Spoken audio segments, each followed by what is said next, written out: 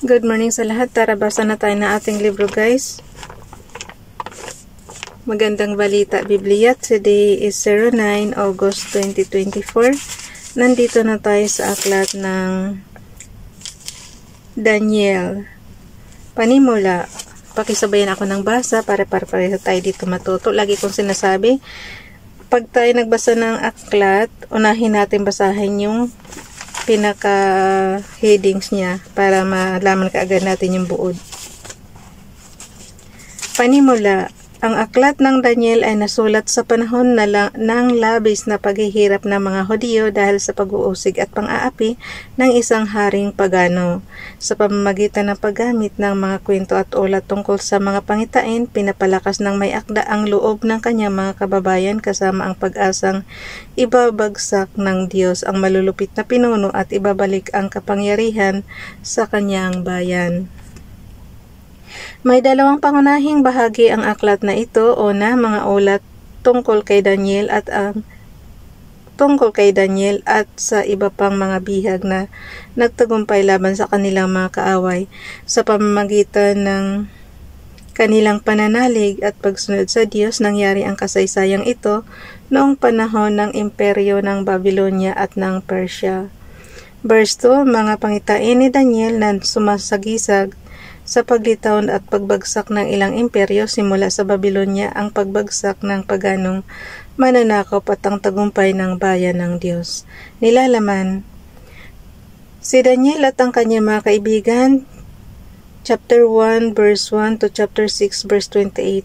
Pangitain ni Daniel, chapter 7 verse 1 to chapter 12 verse 13.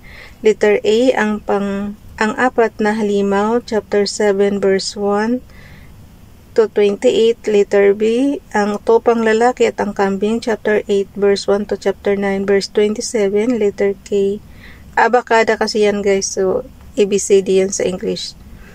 Letter K, ang sugo mula sa langit, chapter 10 verse 1 to chapter 11 verse 45. Letter D, ang tungkol sa huling panahon, chapter 12 verse 1 to 13. So, ibig sabihin hanggang chapter 12 lang ang Daniel. Si Daniel at ang mga kaibigan. Daniel chapter 1 verse 1, ng ikatlong taon ng paghahari ni Haring Jehoiakim sa Juda, ang Jerusalem ay kinubkob ni Nebuchadnezzar na hari ng Babylonia. Verse 2, pinahintulutan ng Panginoon na bihagin niya si Haring Jehoiakim at samsamin ang ilang kasangkapan sa templo. Lahat ng ito ay dinala ni Nebuchadnezzar sa lupain ng Babylonia at inilagay sa kabangyaman ng templo ng kanyang mga Diyos. Mga Diyos talaga. Ibig sabihin maraming Diyos-Diyosan sila. Verse 3, iniutos ng hari kay Aspenaz ang pinakamataas na opisyal ng palasyo na pumili ng ilang Israelitang kabilang sa angkan ng mga hari at ilan sa angkan ng mga maharlika. Verse 4, ang pipiliin nila ay mga kabataan na walang kapansanan, makikisig, matatalino, madaling turuan, may malawak na pangunawa at karapat-dapat maglingkod sa palasyo. Tuturuan din sila ng wika at panitikan ng mga Babylonia. Verse 5, inuutos ng hari na sila'y paglaanan ng pagkain at alak araw-araw mula sa kanyang sariling pagkain at alak. 3 taon silang sasanayin bago maglingkod sa hari. Verse 6, kabilang sa mga napili ay sina Daniel, Hananias, Misael at Azarias na pawang nagmula sa lipi ni Juda. Verse 7, binigyan sila ni Aspenaz ng mga bagong pangalan. Si Daniel ay Belteshazzar. Ang hirap, mas maganda pa bigkasin yung Daniel. Yung ipinalit kasi na pangalan, ang hirap bigkasin. Okay, si Daniel ay Belteshazzar, Shadrach naman si Hananias, Meshach si Misael, at Abednego si Azarias. Verse 8, ngunit ipinasya ni Daniel na hindi niya durungisan ang kanyang sarili sa pamamagitan ng mga pagkain at alak na galing sa hari, kaya ipinakiusap niya kay Aspenaz na huwag silang pakainin.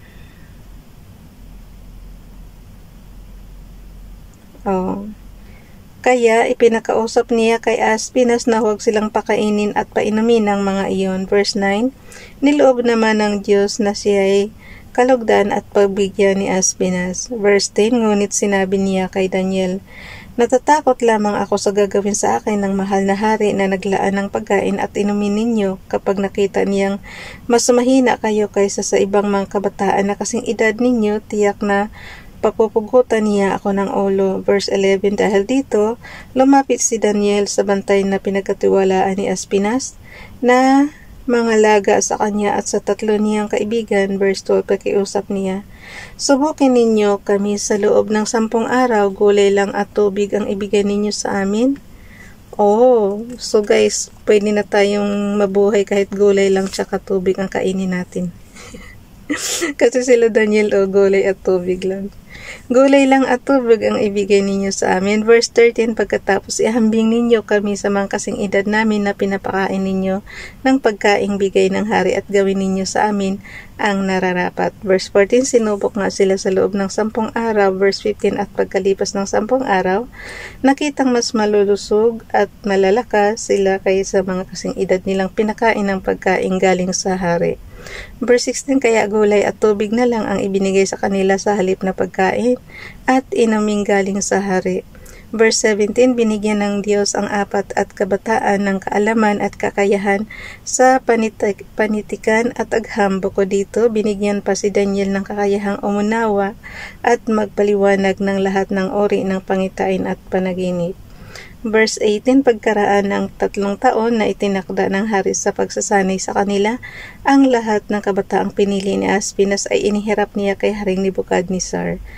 Daniel chapter 1 verse 19, kinausap sila ng hari at nakita niyang walang kapantay sina Daniel, Hananias, Misael at Azarias, kaya't naging lingkod sila ng hari. Verse 20, nakita ng hari na sa lahat ng bagay na itanong sa kanila 10 ulit na mas mahusay at magaling sila kaysa mga salamangkiro at mga inkantador ng kaharian. Daniel chapter 1 verse 21, naglingkod si Daniel doon hanggang sa unang taon ng paghahari ni Zero.